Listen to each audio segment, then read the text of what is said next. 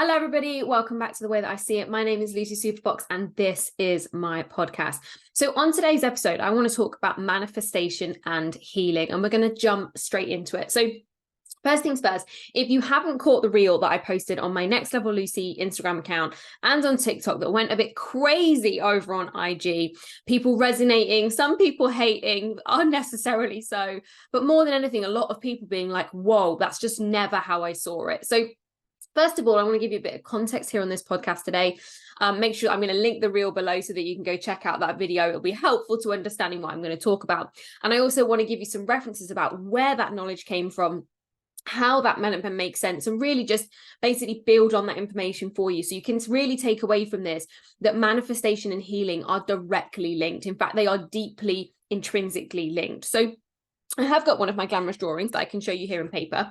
So the first bit being, I basically explained that this diagram here is not how we manifest. We believe that we decide we want something and we put the energy out and therefore the energy comes back. And that's not actually what happens. What happens is we line up our energy fields by how aligned we are with the thing that we want. So we have a desire. Do we believe we can have it? Are we programmed to actually go and achieve that thing? Are we taking care of ourselves? Are we well? Are we regulated? And I've been talking about the central nervous system a lot, is our central nervous system regulated, which then all contributes to the energetic field we build around our body.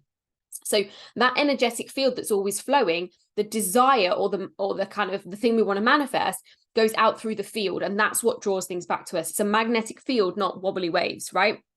And so what I want you to know is that the power of your magnetic force, or the size of your magnetic shield. I mean, I'm using such Marvel terms right now, but how big or how powerful you are as a manifestor is directly related to how regulated you are as a human being, how grown you are, how healed you are, how you take care of yourself, how your body is. All of those things directly impact manifestation.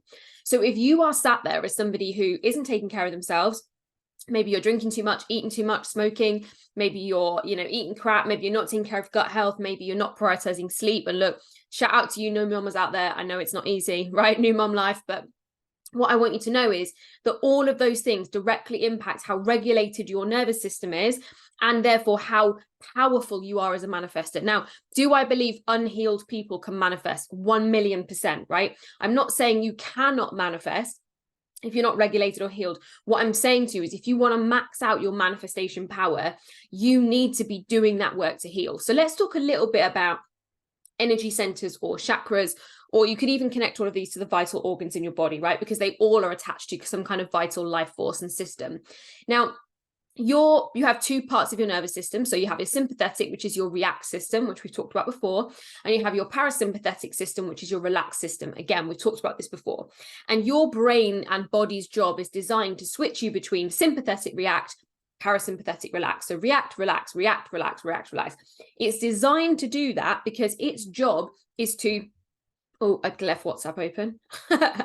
Its job is designed to keep you safe, right? So it has the react to keep you safe, and it has the relax when you don't need to be worried, right? Because it takes energy. So when you are always stuck in react mode, so your sympathetic nervous system, so fight, flight, freeze, or fawn, which a lot of us are, when we are stuck in that mode, we're draining the energy that we have, right? We're draining our manifestation power because we're having to draw the energy back into the body to keep us going, because we're burning through energy so quickly because we are dysregulated, because we're living in that fight or flight react mode.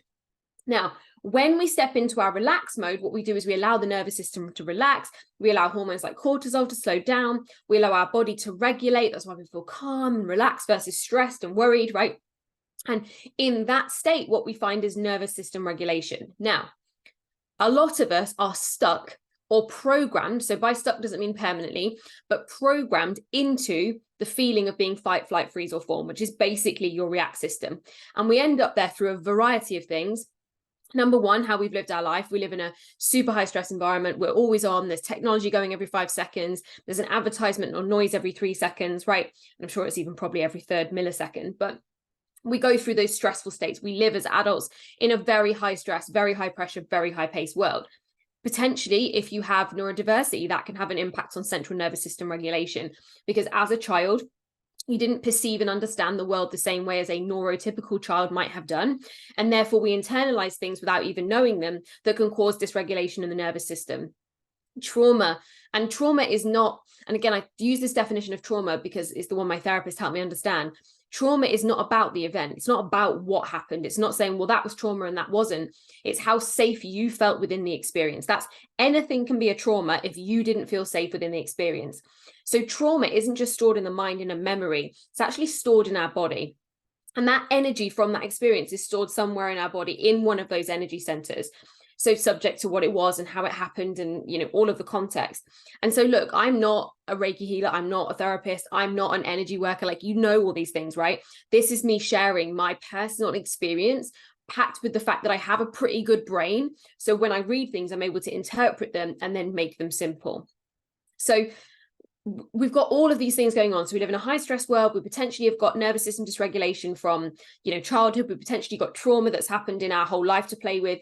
We've then got dysregulation from things like drinking too much caffeine, not taking care of our gut health, having imbalanced hormones, like hormone conditions can basically dysregulate us from, being in an emotionally stressful environment. Like, guys, I did a whole workshop on different types of stress.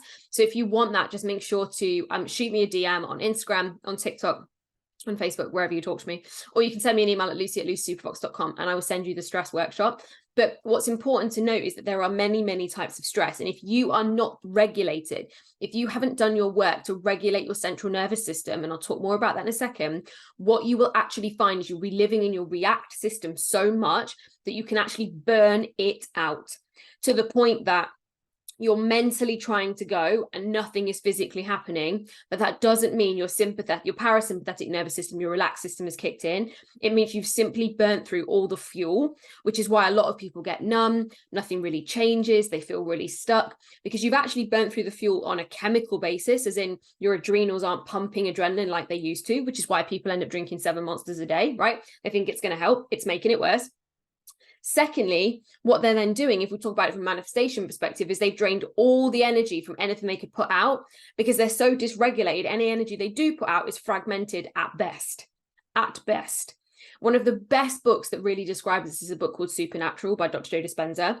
And it really talks about the power of regulating ourselves and how that impacts our manifestational power and how we can create results that are not attached to time. So regulating your nervous system for me was about, when I first pursued it, it was about healing. It was about the fact that I felt like I was dealing with a lot of anxieties that didn't feel like my own. I felt like I was always worried, even though cognitively I knew my life was great. I felt like I was recreating scenarios that I really thought I'd learned from. And what my therapist really helped me understand at the time was that the story of our life is not just stored in our mind, it's also stored in our body.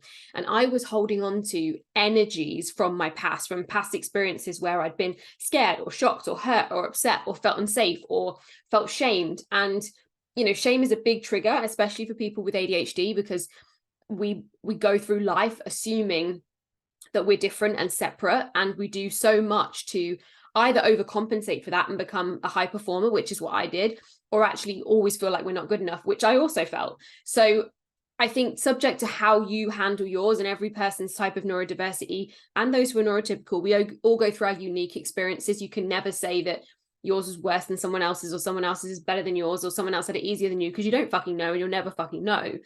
But what's important to note from that was that I was in a situation where cognitively I knew everything was good, but I just didn't feel right.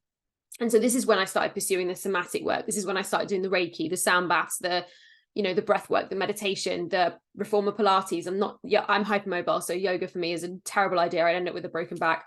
But reformer Pilates was a big part of that because I can't focus on 73 things at once like I can when I'm in the gym. I knew I was dysregulated because my sleep was off, my hormones were off. Even though I was doing work on my gut health, my digestion was still off. And so I was like, right, let's go to fucking work on these things.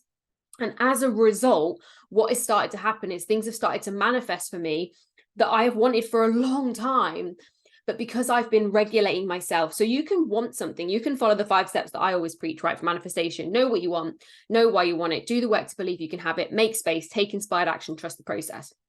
So that's kind of 5.5, but basically you can do all of those things, But the truth is, if you haven't got the energetic capacity, if deep down you're actually struggling to regulate your energy, your manifestational capacity is very slim. So it doesn't matter logically whether you know all these things. If you actually don't have the energetic space, and this falls into both the category of making space and inspired action, you won't get the inspired actions because you won't have the energetic space to handle even anything beyond what you're currently dealing with. And this is where the phrase, I just don't have capacity, it's used in a corporate sense a lot, like in terms of workload, but I can tell you energetic capacity is a real fucking thing. And if you are not working on expanding your energetic capacity through healing your past, through reprogramming your mind and taking care of your well-being, you are missing out on a potentially massive improvement in your life, because you are not going to be able to manifest the next level thing if you aren't a next level person. But you don't become a next level person through reading books and writing things down. You become a next level person through somatic, deep, visceral change, where you reprogram the thoughts, the behaviors, the habits, the mindset, where you take care of your body so it's operating at the best it can based on your age, hormones, genetics, and everything else you've got going on. And on top of that, you do the somatic work to clean and clear the past. When you do all of that, your manifestational power will be fucking insane. But if right now you are trying to manifest things and they come and they go, or you get them and then you don't keep them, it's because your energetic capacity isn't there to hold it. And I can tell you, I have two particular instances where this happened to me, where I did all the steps, totally believed I was worthy, built all the energy, took all the action, had the energetic capacity, but then stopped taking care of myself, stopped prioritizing mental health, stopped prioritizing my emotional health. And I was still holding on to this trauma from the past that I'd never really dealt with. And most people think when I say trauma that I mean one event happened to me, and that's not it at all. But I then had to spend this time, like it took me for my nervous system to break down again for the second time by the time I was 33, right? For me to fucking pay attention. So what are you going to do? How far is it going to get before you pay a fucking attention to the fact that you need to do this work? You need to do your inner work. You need to do the head work, do the body work. Because when you do those two things and you actually do them, not talk about them, post them on Instagram, preach about them, make out like you're a fucking expert before you've actually done it. Trust me, I know, I've been there as well, right? Because a lot of us learn through teaching. Don't teach something you ain't fucking doing. And this is why I'm not interested in getting qualifications. I'm not interested in becoming the next quantum physicist or the next top therapist. What I'm interested in is sharing with you my personal experience as somebody who has done this work, who is doing this work, who is acting on this work. Because what I will tell you is knowledge is great, but action is fucking excellent. And so if you right now are trying to manifest something amazing, there is work to be done. And those three things are, number one, do the work on your mindset, reprogram your thoughts, reprogram your habits, reprogram your behaviors. This is where I am absolutely your girl. Secondly, work on your well-being. Again, this is where I'm your girl. Work on that well-being, work on your gut health, work on your hormonal regulation, work on taking care of yourself, prioritize the things that matters, that keep your body regulated, right? And thirdly is do the body work. So this is the somatic healing. This is the Reiki, the aromatherapy, the acupuncture, the breath work, the meditation, the Shakti mats, the God knows what else. I mean, the list is fucking endless for somatic work, right? Go do that work, because I can't do it for you. No one can do it for you, right? I can be there to provide you with the tools and the resources through my courses for the mindset side of things. I can be there on the well-being front with my 30-day habit reset that's focused on taking care of the nervous system, re-regulating everything, re-establishing gut health, looking after your overall energy, right? I can help you with that, but you still have to go and do the work. And so many people underestimate how necessary and required healing is in manifestation. So I will show you this diagram one more time. If you are not doing your healing work to make your nervous system feel regulated, feel stable, feel strong, and be looking after itself, you will not have the magnetic field and power to hold energetic capacity for your manifestations. So that's all I had to say. Amazing. Right, I hope it resonated on some level. And if I can help you with anything, as always, make sure to check out lucysuperfox.com/courses or mini courses to find out more about the mindset programs. And if you want to find out more about my wellbeing program, don't hesitate to drop me a DM on IG, TikTok, or wherever you might follow me. Have the most beautiful rest of week, and I will see you on the next episode.